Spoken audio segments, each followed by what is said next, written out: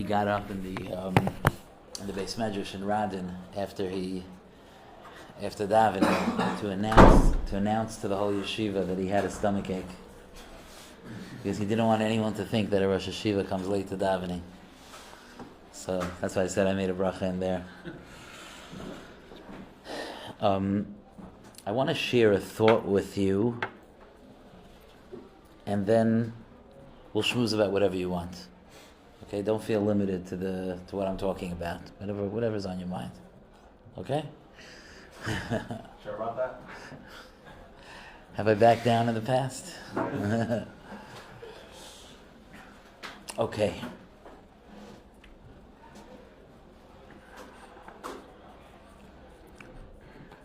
We just finished 2 parshias of Kabbalah Satira, right? Yisrael Mishpatim. So I've been thinking a lot about that, about our relationship with Torah. To me, these 2 parshias are like a little bit like you could smell cheesecake. You know, it's a little shvuistic. You know, and even though it's not shvuistic out in the open, but under the surface, it's like in the Beis Medrash, it's like that. It's interesting. The parshias of Yetzias Mitzrayim always come out in Shvat. You realize that? Shmois v'Eira b'I b'Shalach Yisroel is always around Shvat time.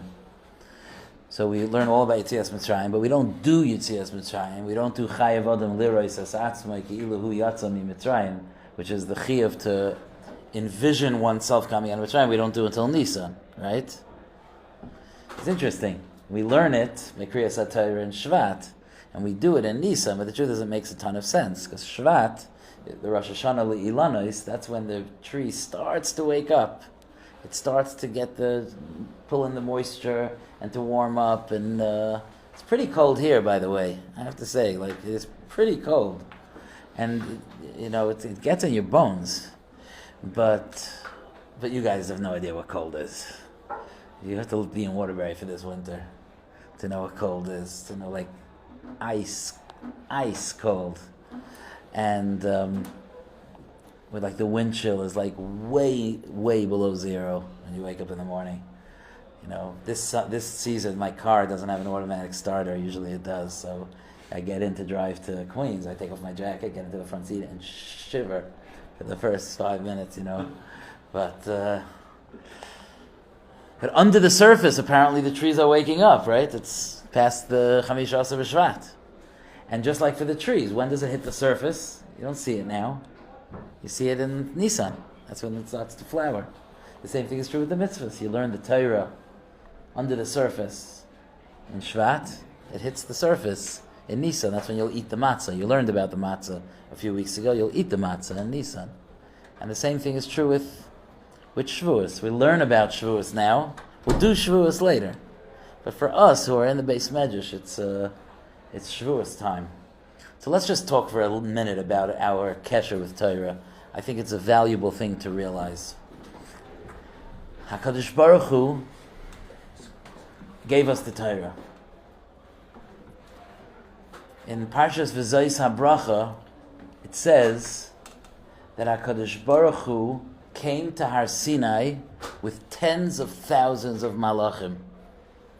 But if you look at the pasuk in V'Zayis HaBracha, Hashem mi Sinai ba v'zarach mi seir lamai hayfia mehar paran v'asa mei rivavos kodesh. He came with some of his tens of thousands of malachim. Why didn't he bring all of them? Says Rashi, because Hashem is very humble. He doesn't want to bring all his malachim. You have to bring everything. I was meeting with a guy a few weeks ago, a Chassidish guy.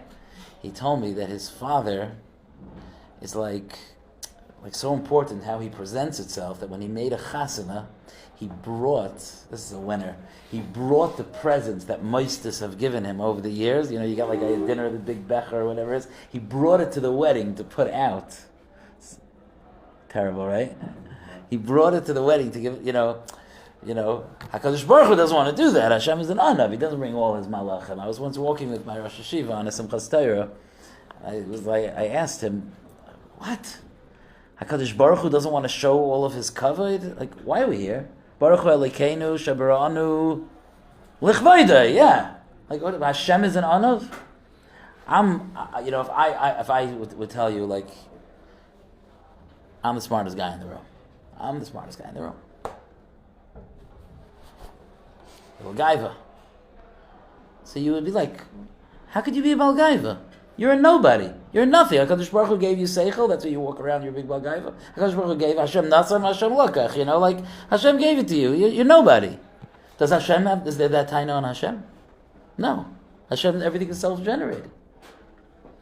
Ashira Lashem ki ga'oi ga'a. HaKadosh Baruch Hu has gaiva. Of course. What does it mean Hashem is humble? What's Hashem's humble? Hashem is humble? Ever told this to you? Rashiva told me that had Hashem come with all of his malachim, we wouldn't have been able to get the Torah. It would have been too much.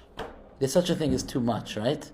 Too bright, too overwhelming, too crazy. It would have just been too much. I mean, as it is, they died twice. Okay? That was with the less malachim.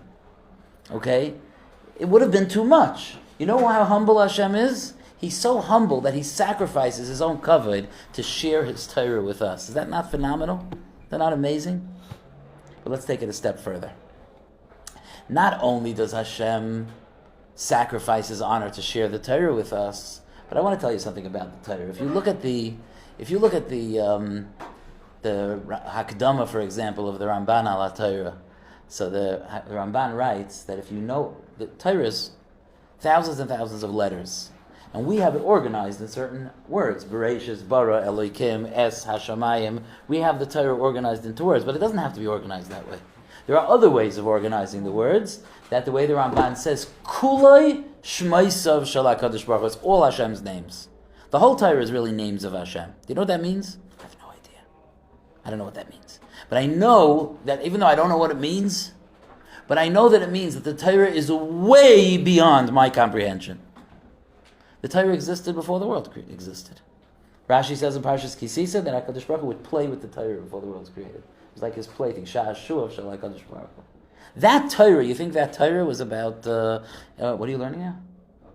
You think that Torah was about a cow goring, ox goring? You think that Torah was about shar bar ma'ave'ever? That's what you think that Torah was about? It's Shmaiser shel HaKadosh Baruch Hu. Who knows what the concepts are? You know what Hashem did because he's so humble? And because he loves you so much, he translated all of those ideas that we wouldn't be able to understand. We wouldn't get it at all. He translated it to language you understand. So when you learn about the dinim of a bar, you know what a bar is? I know. You know what it means to slip and fall and hurt yourself?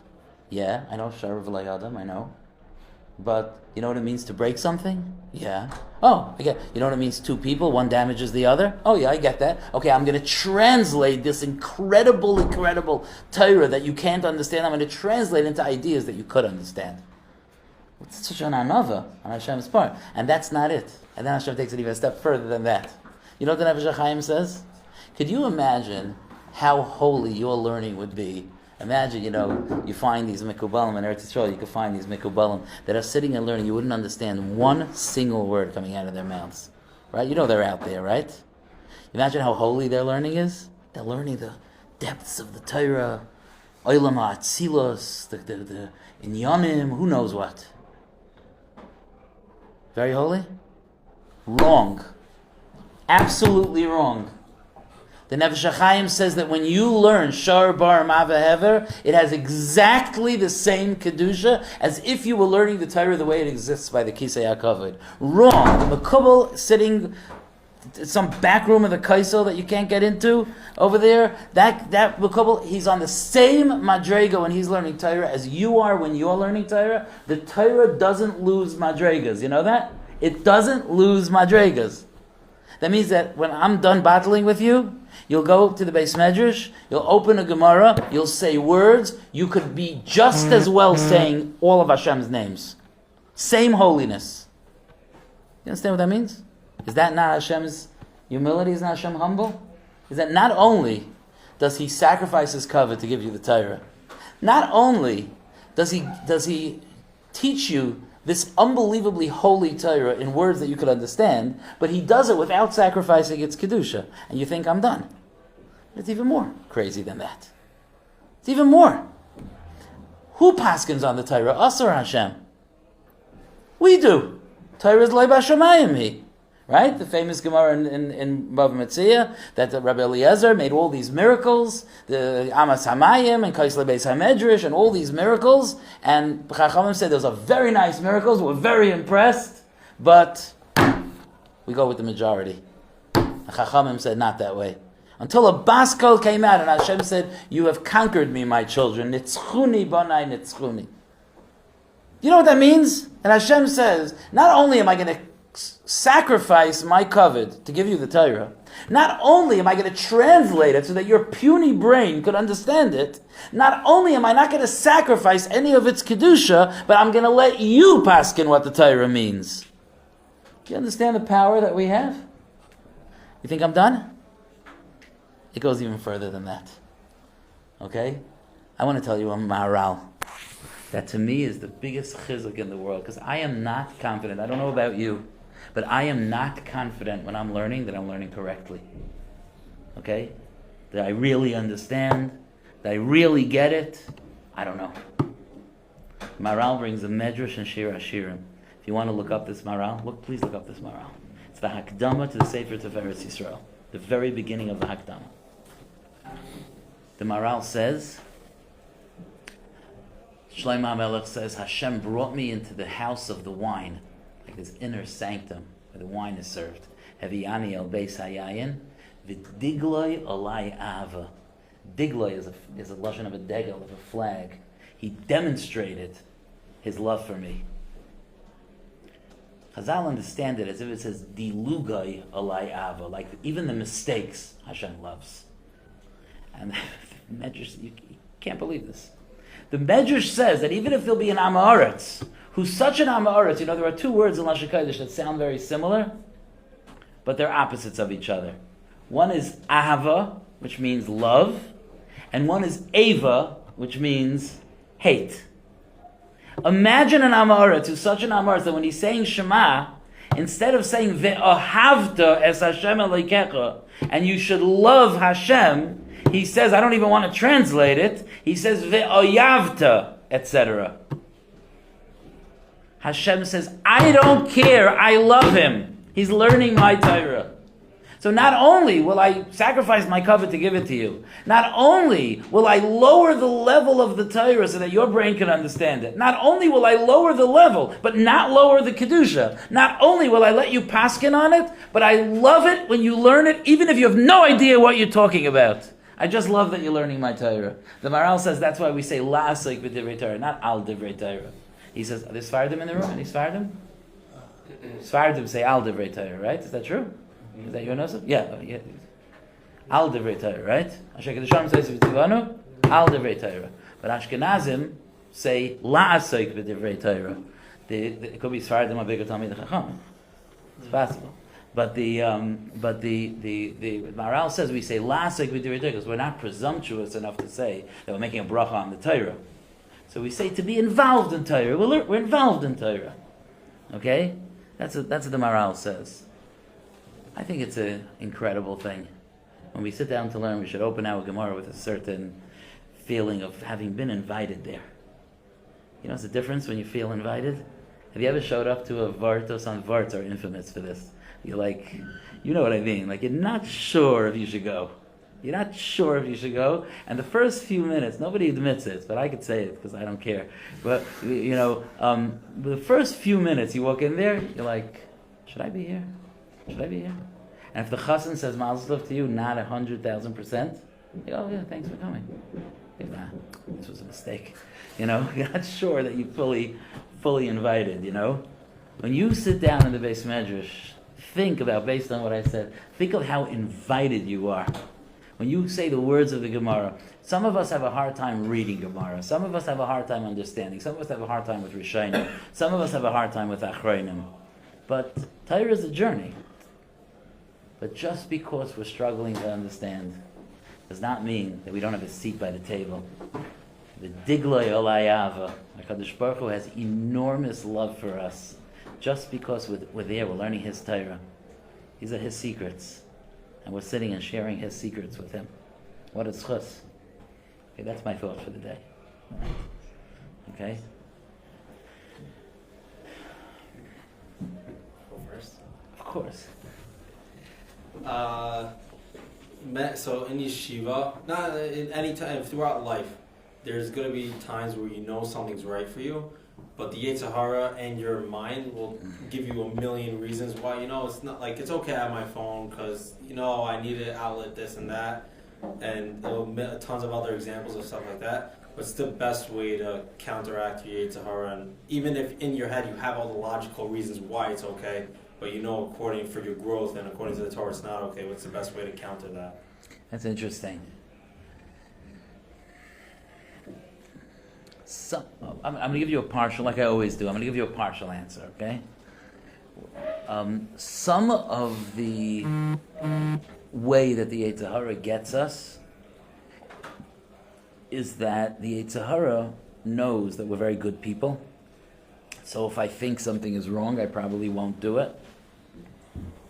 And if I think that that I shouldn't be doing something or I should not be doing something, if I know what's right, I probably won't do it. And the Yetzer Hara is not ready to give up that control. So let's say the phone is not a good idea, right? So the Yetzer Hara knows that if you would be clear about the fact that it's usher, you wouldn't do it. So, and he's not ready to give up. He's not ready for that right now. So what he does is he basically hijacks your brain and starts to use your mind against you. And you feel that, no? He starts to use your mind against you. There are a few simanim of when the Yetzer Hara is doing that. One of those simanim is that those things keep going back and forth. If something is the right thing, if you have let's say a phone, let's say you have a good reason for why you have whatever technology you have, and you're confident about that, it's not going to change. When a Rebbe gets up to give a shmooze, when you fall with that phone, you're not going to go, oh, you see, that's what happens when you have a phone. I shouldn't have. You're not going to do that. If you're bouncing back and forth like a ping pong ball, probably there's the right thing, and then there's the Yetzer Hara pulling you here, and then there's the right thing, and then there's the Yetzer pulling you here. That's a siman that it's the Yetzer Hara. And the first thing you need to do is to recognize that. Call it out. That's my Yetzer Hara. It's an important thing to do. Now, am I strong enough to resist that? We'll see. That's an Nisayan. We try. But the first thing is not to be fooled. Very, very, very important to be smart. Chazal say, L'olam yehi adam orum b'yira. A person should be clever with his yira shamayim. People imagine that tzaddikim are like these very, very, very tmimistic, they don't think a bad thought and so on. But that's not what the Mesilas Yesharim says. The Mesilas Yesharim says that tzaddikim are clever people. You know who's described as arum? You know?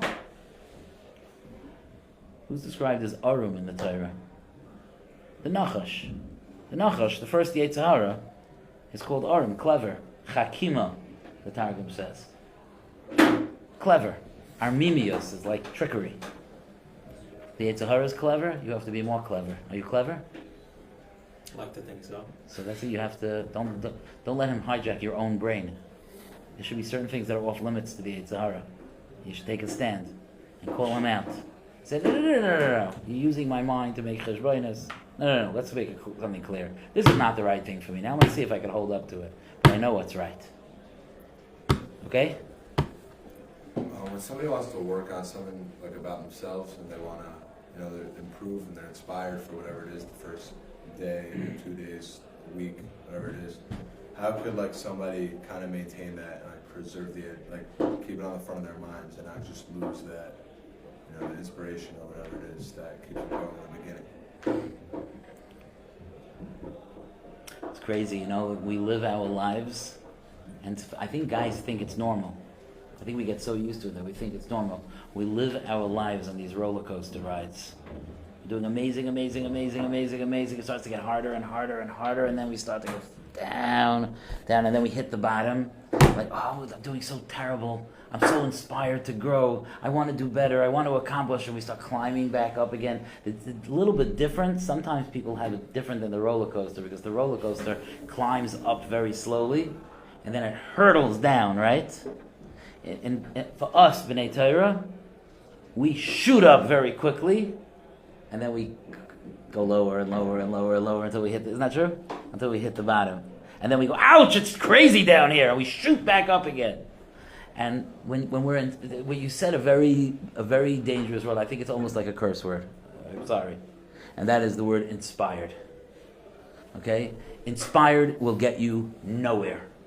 Okay, inspired is the warm, fuzzy feeling you get when someone shows up with a guitar and you sing with them a little bit. It's very nice. It's enjoyable. It's maybe even helpful for that time. I'm not saying it's bad. It's not going to get you somewhere serious. You want to seriously grow, it's not going to come from inspired. Inspired is good to start the journey, and it's good sometimes because it like pushes some adrenaline in the middle of the journey, but you're not going to get somewhere by inspired. And the real answer to your question, I can give you a lot of fake answers, but I'm not here at 10 o'clock at night, the night before I'm leaving back to America, to give you fake answers. The real answer is that it has to become clear to you, not just because I'm inspired, but as a reality about my life, that this is what I need. And that's what I have to work on. That it has to become a reality to me. Now there's such a thing as learning Musar and keeping it hot, keeping it alive, there is such a thing, and it's important to do that. But the first step is that it's a reality. This is what I need. So if a person is inspired, let's say in tefillah, okay? I'm inspired to start davening differently. If it's stam, someone came in here and spoke about tefillah, blew your mind, you're like, I'm so inspired for tefillah, or something terrible happened, the tzara that we heard about the hostages last week, or something like that, and I'm inspired, now what? I'm inspired, and now what?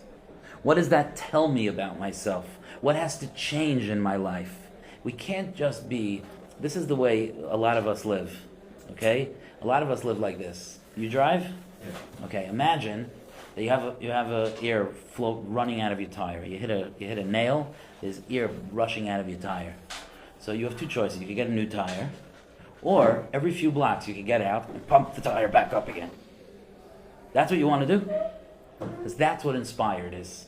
There's a gaping hole in your tire, and you keep pumping. And we even say we need to pump it up. We even use those words. We're pumping. Yiddishkeit, Avodas Hashem, is more than hype. It's more than that type of gnashing excitement. The in song. I love all those things, by the way. I really love all those things. Okay, you could ask your Rebbe. I really love them, right? I really, really love all those things. But real growth in Yiddishkeit is from recognizing what I really need. I want to be a mispalel. My life will be different if I can daven. It's a reality to me. You hear the difference between being fired up and realizing it as a reality? Imagine a guy starts a business. So he's going to do, I'm looking around the room. Let's say he's going to do real estate. Okay? Guy's going to do real estate.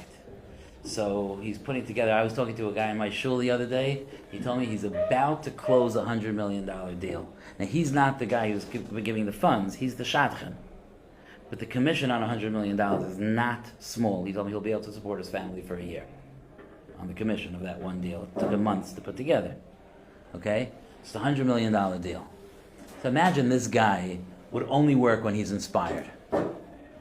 There's not a person in this room that would think that that's normal. You want to close a $100 million deal? This is not about being inspired. I don't care if you're in the mood. You do it because you recognize I want this.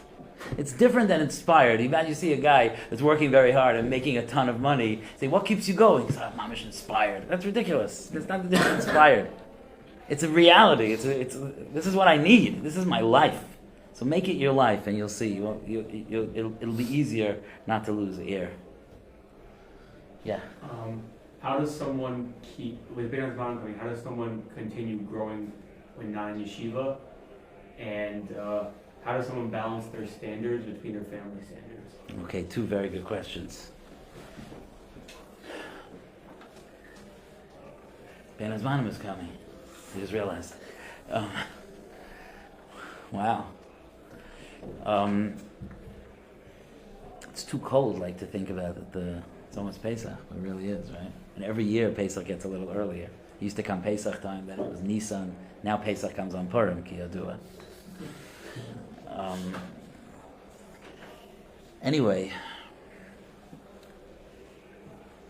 I want to tell you something about Bein Hazmanim, and I asked Bechila before if I say something different than your Rabbeim. I don't mean to discount their message. I just want to say a certain ha'ara, or certain perspective. I mean that seriously. Rabbeim know their stuff, and it could be some of them that I've learned with and taught, maybe giving this message, but it's very important. Sometimes we describe Bein Hazmanim to guys like it's the dangerous time, and everyone has to be careful to protect themselves, that they don't fall over Bein Hazmanim. Does that language sound familiar to you? I didn't talk to him. What? I didn't talk to him. I think that it's a defensive posture. I think it's a defensive posture to do that. You go in, you already lost. You go in, you're already like, how do I mitigate the loss? How do I not fall so hard, Bein Hazmanim? It's this danger zone in your life. And it's a big mistake, I think, to go into Bein Hazmanim only with that again. I'm not discounting that it's true that there are dangers Bein Hazmanim. I'm not saying Bein Hazmanim is not dangerous. But I think going in when I was learning, those were the good times, and now it's Bein Hazmanim, and basically if you could just freeze yourself for a month and just come back and thaw out when you get back here, that would be good. If you could just not do anything over Bein Hazmanim and just come back on the same madrega that you left, that would be an accomplishment. But what could we do? Bein Hazmanim is so dangerous, and people go to all kinds of different places, and all kinds of things happen, and exposed to all kinds of technology, and everyone comes back on crutches, like we went to war, I'm saying spiritually, but with eye patches, bleeding, and then we try to get back into it and heal everyone. It's a mistake. Bein Hazmanim, you guys sat and learned this man, and you tried, and I'm sure not everyone's man is perfect, but you try to apply yourself and to learn Hashem's Torah, and now you have a mission to accomplish Bein Hazmanim, and you have stuff to do, and you're going to not go down Bein Hazmanim, and not stay the same Bein Hazmanim. You go up Bein Hazmanim. Does that mean you learn more hours a day Bein Hazmanim? Of course not. That's not the tafkid of Bein Hazmanim. You try to learn a little bit, try to have a seder, of course, but Bein Hazmanim has certain goals. First of all, you've been here in yeshiva, hearing chizuk, and getting this intense exposure to Yiddishkeit for a few months, right?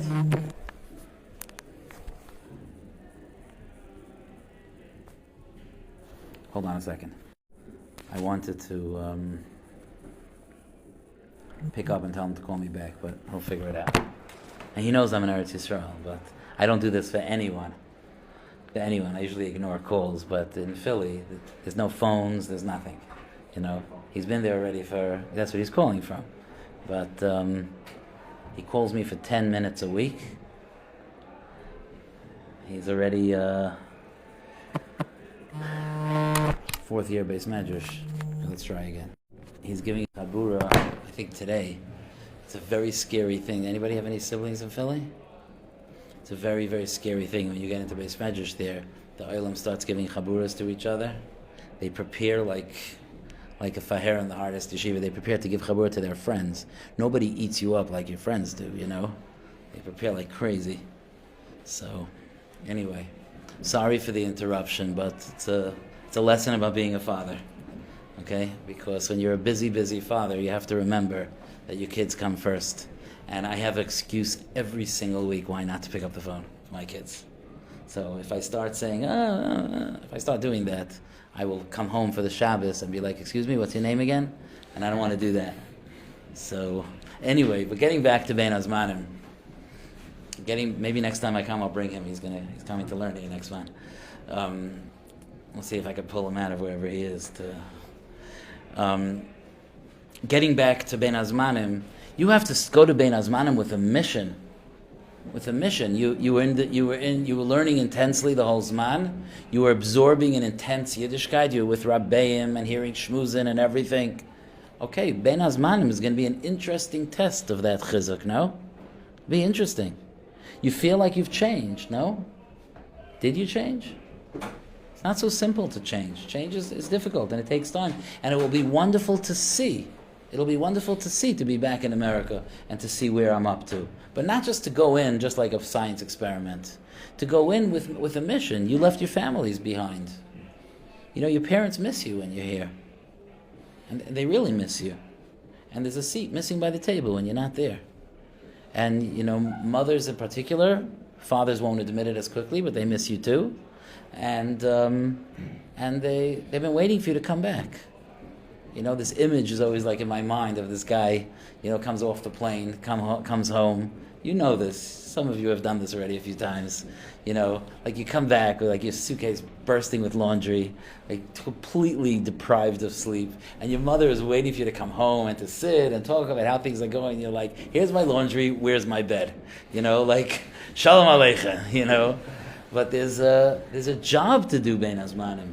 We have families. Do you know that your parents are special people? I don't know you. But your parents are special people. There's what to gain from them and learn from them. It's time to learn how to connect with them. A lot of times in yeshiva, what jumps out to us is how different we are than our parents. And the differences between us, and especially the age that you are, a lot of times there's like a certain tension. I'm different than my parents. You know, and a lot of times there's like this. Some people have real tension with their parents. Some people just have like this point where they're noticing the differences. Sometimes you go back Ben Azmanim and you're like, did I used to live here? Like, this place is crazy. You know, like you have those types of experiences, and to go back and to tell, no, I'm going to learn from my family. I'm going to learn from my family. You have sisters and brothers that missed you. They haven't fought with you in months. You know, they want to get back into it with you. You know. And you have your relationships to deal with, and you have a shul that you daven in, you know, and so on and so forth. And all of that is part of the mission of Bein Hazmanim, is to live the life with a family. You guys are planning on getting married, you know, and to be husbands, and to be fathers, you know, and it's not like being in yeshiva, being a husband and a father.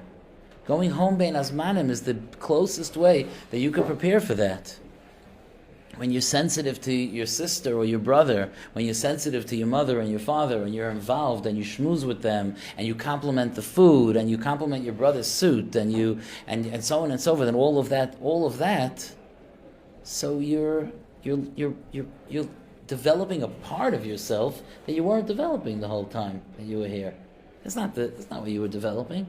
It's a different part of you, and that part of you also needs development. So Ben Azmanim is a time to hide in a bunker, in a miklat, or Ben Azmanim is a time to develop the parts of me that were on hold, rightfully so, while I was learning Torah.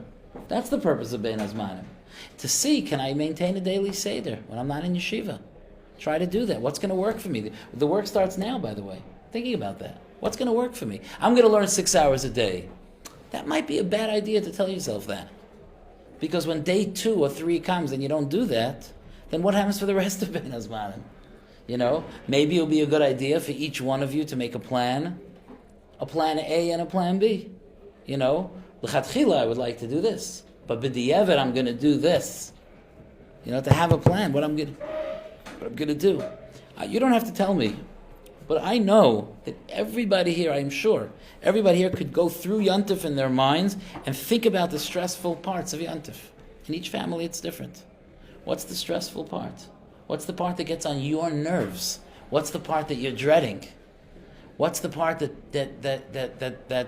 you dreaded, that you don't like about Yontif? Is it Chol Hamoed? Is it going to your grandparents for Yontif? Is it the Seder? Is it the cleaning for Pesach? Is it your parents fighting? Is it your you know? Is there someone in the family that went off the derech and is not so frum? Are there not frum relatives? Are there what is it? Is there do you feel like do you wish your family had more money and that's a stress for you? Do you feel like your parents are always stressed because they do have money and they're always trying to keep up? All of that is going on in our lives. All of that. Each person has their own thing. Okay, Ben Azmanim is coming. I just gave everyone a headache. Ben Azmanim is coming. We have work to do that right, to handle it properly. I think that it's a big job, Ben Azmanim. Don't be on the defense.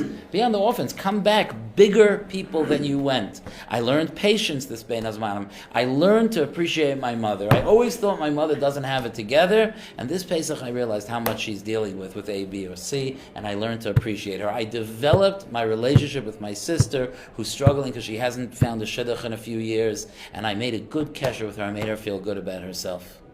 And it was good for me also. I learned from her as well. And so on and so forth. And everybody could think of things like that they could steig over Ben Azmanim. What was the second part? How does someone balance their standards with their family standards? I think a little bit I'm answering that. There's more to talk about that. I'm going to be a little bit makater. I want to get to the next question. But part of that is something that you prepare before. I'm impressed that you're asking the question now, not when you get home. And it's something that each individual person really has to discuss with their rabbeim what the specifics are. There are guys that let's say have more chumras than their family, and they really have to take it down a notch and be with their families. Some people it's not that way. Some people the kulas are really not okay, or the things that they talk about, or some of us have Shabbos tables that are about bashing other people. It's unfortunate. Our families are good families, but not everyone has the best habits. The type of people that like when the guests leave, then the conversation is about the guests. When the guests were there, the conversation was about yesterday's guests. But when the guests leave, now the conversation is about today's guests. Like that. That's something that's going to get on your nerves if you spend time in yeshiva. It's going to bother you.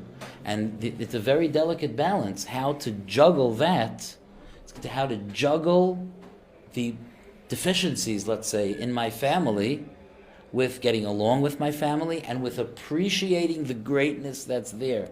There is nobody who has a family that doesn't have someone to learn from. I haven't yet met a yid that I didn't have something to learn from. And we don't want to spend so much time noticing what's negative about our families that we don't appreciate the beauty and the godless that's there. There are great people in your families. Find them. You'd be surprised if you come with that look, how they are. In terms of how to measure, when it's halacha, you have to go over with your rabbeim what to do with halacha.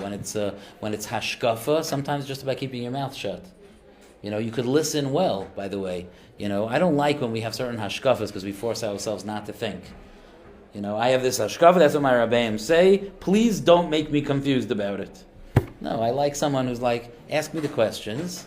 It's better not to talk about it. But if it comes up, why don't you Shiva Buchrim go to the army? Whatever, stuff like that. It's not a good question.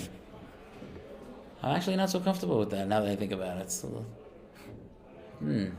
Right, the soldiers are protecting our lives and we're not participating. I can see why someone would think that's a little bit crazy. Question, and then to find out. You have rabbeim who have a Messiah, and to find out what it is, and just to be able to have an open mind. Don't be scared. Don't be scared of a hashkafa that's different than yours. Nothing is going to happen if you listen to it and learn about it and experience it and then go back to your Rabbeim and discuss it. If your Rabbeim, not this Rebbe I know, but if your Rabbeim get too defensive, okay, then he's not the right person to ask the question. Rabbi Beitler will not be defensive, trust me. Okay? Trust me. In fact, he's such an emistic a person that if you came up with a question, he may be like, oh, I never thought of that. I'll get back to you on that. He might do that. He knows the answer to 99% of the questions, but all of us have our 1%, So let's say I have a friend that I grew up with in my teenage years, and when I start getting older, he goes off the dera, and I'm still friends with him. Is there anything that I could say or do that will impact his life, or should I just stay out of his business? It's a very good question. I wouldn't focus on trying to be makar of him. The first thing that we have to keep in mind, and the same thing I said about Ben Azmanim is true about this, you can't just be in a defensive posture, but it's important to recognize that if he was a good friend and he went off the derech, that he could have an impact on you. And so you want to keep the friendship, and you want to stay in touch, and you want to show that you care, but if you feel it affecting you negatively, then you have a shaila to ask. I'll tell you a story that happened to me in a minute, but let me just finish this thought. And the biggest kiruv that you could do to a friend that went off the derech is for him to realize how well-adjusted and happy and comfortable you are with your life. Okay? Because guys your age that go off the derech, it's usually not because they discovered another religion. Right? It's usually because of tzaras that they went through, frustrations that they had, issues, psychological issues, ADD, anxiety, depression, parents' divorce, parent dying when they're younger, illness in the family, other mental health issues that you may not even be aware of, trauma, molestation. All of these things lead people to go. Reading issues when they were young. All of these things lead to people going off the derech. So we're not going to treat him like someone who has some ideological difference with you. He just was running away from pain. And for him to see that you're happy and well-adjusted where you are is a very powerful thing. I had a friend that I went to yeshiva with, and he was from, and I was in yeshiva in Eretz Yisroel with. We both went back to America at the same time, and he had a much, much, much harder matzav than I did. His parents, he's an only child, his parents are Bali Tshuva, from out of town, and a long story short, I was already married and had 3 children, and he was still single, and he decided to stop being from. Okay? So it's a little bit older than you're talking about. And first he told me at some point, I'm really, really thinking of just leaving Yiddishkeit. I don't think it's for me anymore. And I wrote him a very, very beautiful, impassioned letter telling him how special he was and begging him to stay from. And my letter kept him from for an extra 6 months, which I guess I should be happy about. I'm not happy because I'm sad that he's not from. And then he went off, and he came. I remember I went into Brooklyn to my in-laws for Shabbos, and he told me he's staying in Brooklyn for Shabbos. He's going to come see me. I knew that he lived in Manhattan, and he was sure he took a train Shabbos morning, because I already had sensed what was going on. And he said, "I just want you to know that I'm not from anymore." He told a whole long story. One time I'll tell you, it's Negeya, one time maybe I'll tell you the details of that conversation, my message to him basically was that I disagree with his decision, but I'll always love him. And I accept him as a person, I just don't agree with his decision.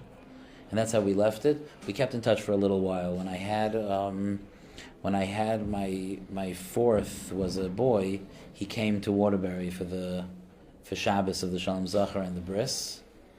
And over that Shabbos, maybe it was the 4th or the 5th, I don't remember, one of those 2 brisin, over that Shabbos, he told me that he met a non-Jewish girl.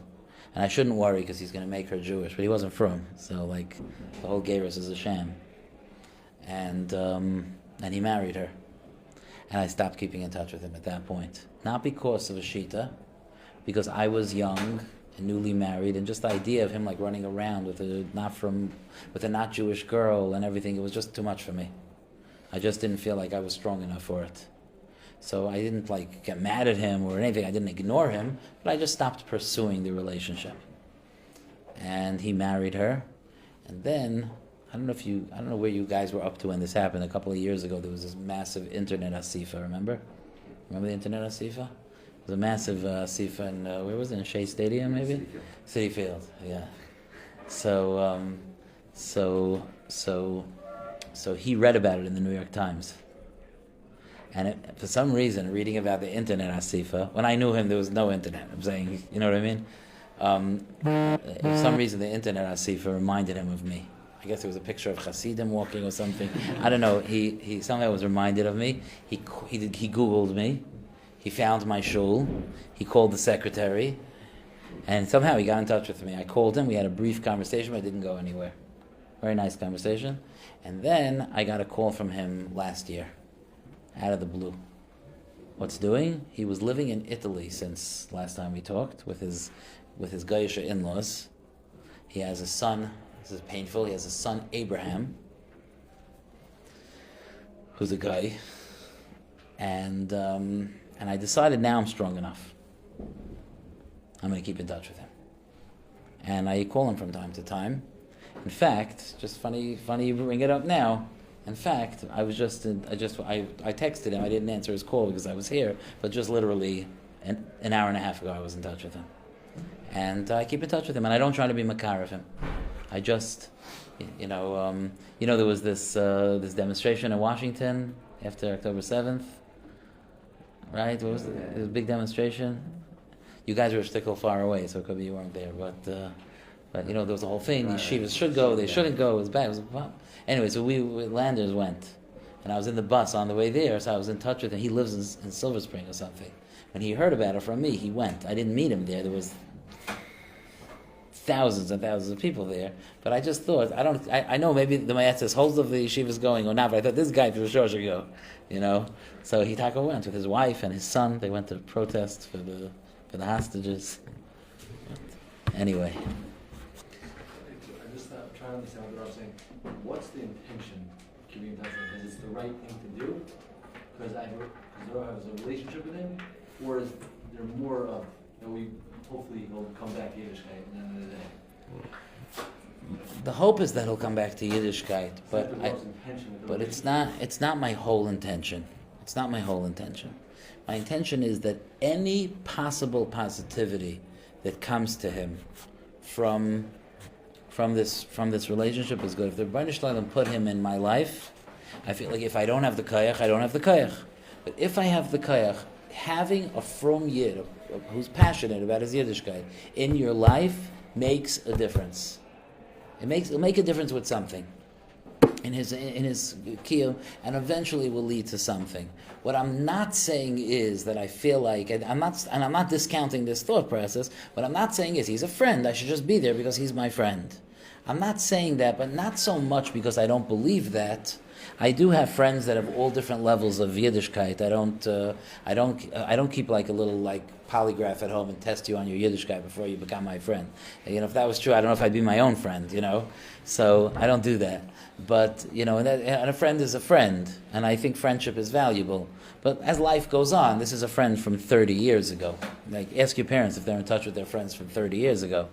Some you're friends with and some you're not. I'm making sure to stay in touch with him, more than I ordinarily would, because I feel like I'm his only connection to Yiddishkeit.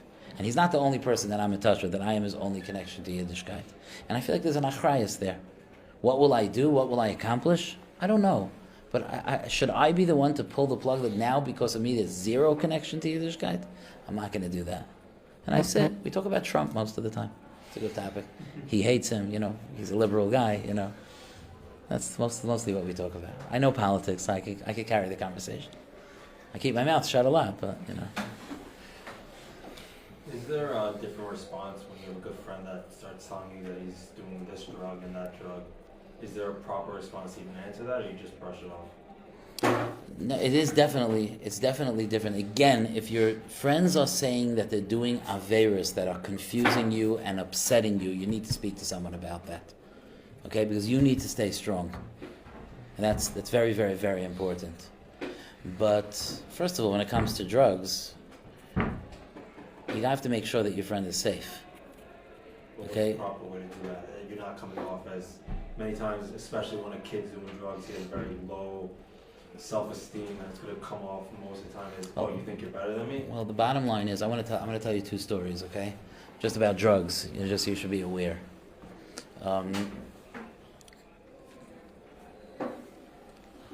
There was a guy. So I dealt with drugs years and years and years ago. I dealt with guys with addiction. I learned the 12 steps. I learned all the different treatments for addiction. And ad hayom, I'm close to some of the biggest clinicians in the frum world with drug addiction, internet addiction, pornography addiction. That took over a little bit. It hogged the field, because that became so widespread. But this piece was something that was a major part of my working with guys in the early years. And around that time, so some guys that had learned in Waterbury in the Beis Medrash called me that they had a friend that did not learn in Waterbury, that was married, and he was taking prescription drugs illegally. In other words, he was buying prescription drugs on the street. And he was taking enough prescription drugs that he could sedate an elephant with that amount, per day, he wasn't a small guy, but he was not an elephant, he was taking an enormous amount. I said, does his wife know? He said, no, she doesn't know a thing. I was like, yes, she does. It's impossible. It's just impossible. He's a zombie. So they brought him. He refused to speak to anyone. Absolutely refused to speak to anyone. But they told him that there's this crazy Rav in Waterbury, Connecticut, which back in the day, like whoever heard of, it was before Rabbi Kalish made Waterbury a household name, and so they drove him up to my shul late at night. There was nobody there. We were like hiding in the office there of the shul. Back in the day, nice shul was renovated since then, but back in the day it was like this rabbi's study from the 1970s with a big red shaggy carpet and like curtains and this massive desk. It was like just not much like you'd imagine, like a 1970s rabbi's office. And I sat with him, and he told me, and I got him to go to rehab. Ultimately, I got him to go to rehab. I told him he's allowed to go on Shabbos. It was right before Rosh Hashanah. I told him he should go on Yantif, and he needs someone to drive him to the airport on Yantif. I'll drive him. Because I held that it was Pikuach Nefesh, which a lot of times it is. And he told me that under no circumstances should I be in touch with his parents, with his wife, with anyone. Like he was adamant that I should not be in touch with any of them. So I gave advice to his friends and to him as best as I could. He went home and said that everything I said was crazy and wrong. He's not listening to me. And then 3-4 weeks later, which happens a lot, he was like, oh, maybe I should listen. And then he went for help. He went to rehab. He was there for a long time, and he became sober. And then he started putting his life together. His wife left him, though. He got divorced. Over that tkufa, he got divorced, which happens. She went through the whole tzara of the addiction, and then she had to wait for months in rehab. And I never spoke to her. I didn't work with her. I wish I could have. Maybe I could have helped with that, but his wife left him. Years later, he showed up in Waterbury. He came to visit me. He wanted to thank me, clear-eyed, focused, not as frum as he was then. His frumkeit suffered from the whole thing also. And I said to him, I asked him a question. I said, what could I have done differently? You went through it. I helped you as best as I could. What could I have done differently? And he said to me the following. He said, I told you not to tell my parents and not to tell my wife anything, and you listened to me. You shouldn't have listened to me. I could have died. And if you would not have listened to me, you would have saved my life, and I would have hated you forever and probably would not be talking to you right now. But it still would have been the right thing to do. Can you imagine? The guy himself was telling that to me. So be careful not to get too caught up. Don't make my mistake. Don't get too caught up in that guy's opinions. We have to take care of people even if they're going to be angry at us for doing that. Okay? If somebody is taking drugs that are deadly, if someone is an addict, if someone could overdose, overdoses happen in the frum community much more often than what you see in the Mishpacha magazine. Okay? Okay? There's a lot of, what do they call it now when someone dies of an overdose? Aneurysm, sudden death. Nobody knows what happened. I know what happened. Heroin, that's what happened. So be careful. Like you don't, chas v'shalom, you don't need your friend to be a statistic. He had an aneurysm. You don't need that. And if your friend is doing that, get him help. Find out. So you can find out speak to someone who knows the score, and find out how to help him. Get him help. People's lives have been saved. One of the Talmidim that we had then, that he was so addicted, and we thought he was just addicted to marijuana, which today is like Coca-Cola, So we thought he was like, that's what we thought, and we signed him up to go to rehab. He smuggled cocaine into the rehab. Okay, you have to be a yeshiva bacher to do that. Okay, he smuggled cocaine into the rehab. A few weeks in one of their group meetings where they're sharing their feelings, he finally admitted it, and he gave them the cocaine. He smuggled cocaine into rehab. Okay, this guy is a wealthy, successful, erlicha, passionate balabas today. Okay, he doesn't live in Waterbury. He lives in an out-of-town community. And he's a successful person because people stepped in and he went to rehab. We had 2 members of his family come and pick him up, and we didn't tell him before because we were afraid that if he feels like he's never going to be able to do drugs again, he'll do a really good one now and he'll overdose. So we had to prevent that overdosing from happening. Little did we know what he had in his pocket or sewn into the lining of his coat or something. I don't know what. So be careful about that.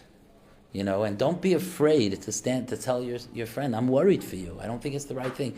Don't, you're old enough to already not worry so much about your friend thinking you're cool. Like, it's more important that you keep him alive. This is not good for you.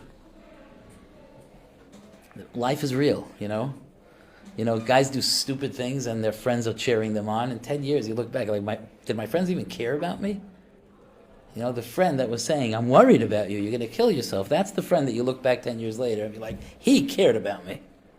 So there's just something to keep in mind. We'll start wrapping up. I'll do one more question if there is one. All right, we're good?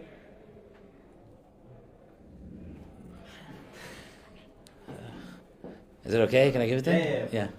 So there's a lot of talk about October 7th and how the Israeli army should feel responsible. How responsible should we feel as a Yeshiva Buchrim that it happened? Because we're supposed to be protecting people that learn, and then October 7th happened. Yeah, it was interesting. It came up when there was this idea. I don't know if it came to this yeshiva. But there was this idea of every yeshiva bacher having the name of a soldier. Did you hear of such a thing? What? They did it here? What? Why not? When we were discussing with my chaverim, we did not hold of it because of what you're saying. Because then, if a soldier gets killed, then that yeshiva guy is ruined for life. Had he learned one more k'tzais, he could have kept him alive. It's an impossible way to live. If you want to accept responsibility for the tzaras that happened to Klal Yisrael, if you want to accept responsibility, you could do that. But you should also accept responsibility for the thousands of chasanas that happened this year with Hashem's chesed, for the thousands and thousands of chaylim that were healed, for the thousands of babies that were born to women that didn't know if they'd ever be able to have children. Do you know what happened from your Torah? To all the multiple attacks to Klal Yisrael that never happened, that we don't even know about, because your learning saved Klal Yisrael. So I think it's very important that we not walk around like, October 7th, had we been learning better? Yeah, there's an element of minoise ba'oil with Klal Yisrael and trying to take it forward. I'm going to take my achrayas, especially we're not fighting. So one way that we could fight is to be Melchamta Shel Torah. We could fight with our Torah and mitzvahs and our tefillas, and that's true, and we should consider that in achrayas. But to start feeling guilty for the tzara that happened is not giving. You think that by feeling guilty that tzara happened, you're showing that your learning is important. But I'm telling you, you're not showing that it's important enough. Because maybe it's true that there's an element that when tzaras happen to Klal Yisrael, it's on us. That might be true. But all the hatzalas that happen to Klal Yisrael are also on us. Do you know how many people's lives were saved because of our Torah? It's infinite. It's impossible to know. You'll only know when you get up to Shamayim. Do you know how people in your own family are being protected by Hashem because you're learning? Do you know how many lives you're saving all over the world that you just have no idea? People that your neshama is connected with, and when you struggle to understand the teretz of a Tosfos, there are people all over the world getting special shmira because of you. So, if you are going to take responsibility for October 7th, you should dance out of here like Simchas Torah, because then I'm going to also give you the responsibility for all the unbelievable simcha and shmira and great things that happen to Klal Yisrael. And we have to be careful about that. It's important not to just have a morbid sense of responsibility. Yes, everything we do matters, and we're doing a ton. We're doing a ton. We don't measure ourselves based on the Chafetz Chaim. We measure ourselves against ourselves. And we're pushing. And we're trying. And we're trying that tonight should be better than last night. And today should be better than yesterday. And the next Zman should be better than the Zman before. You're not trying for that? Of course you are. Of course that's the goal. And that's appreciated by HaKadosh Baruch Hu. HaKadosh Baruch Hu is not expecting you suddenly to become Rabbi Yosef Chaim Sonnenfeld. Or the Brisker Rav. That's not the expectation. The expectation is to be a better version of yourself moving forward. And if you're pushing in that direction, you're doing a good thing. And I love the idea that you're responsible for things that are going on in the world, so please take responsibility for all the joy that you've caused in this world because of your learning. What a nice way to end. Yashik, thank you.